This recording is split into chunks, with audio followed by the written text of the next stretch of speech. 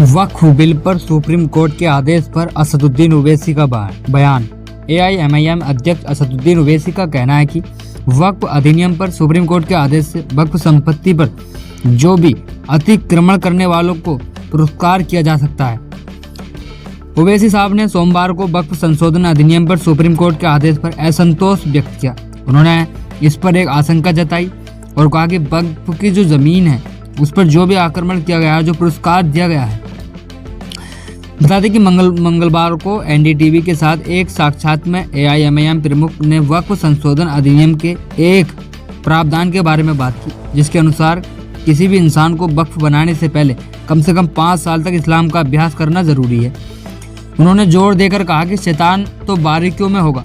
क्या हिंदू, ईसाई, सिख या बौद्ध धर्म अपनाने वाले किसी भी व्यक्ति के लिए ऐसा कोई नियम है कि अपनी संपत्ति उस धर्म को दान करने से पहले उसे कुछ नियम बनाने होंगे?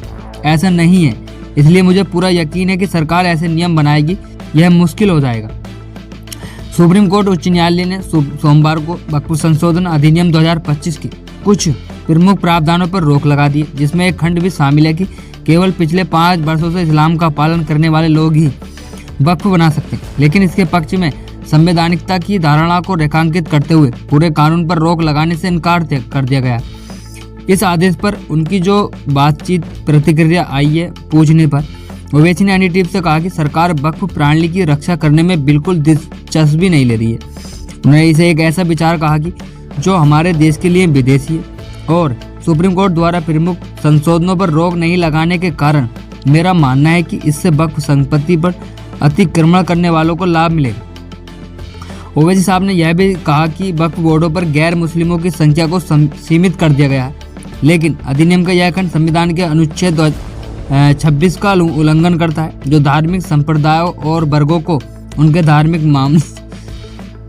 मामलों, संसाधनों और संपत्ति पर स्वतंत्रता प्रदान करता है।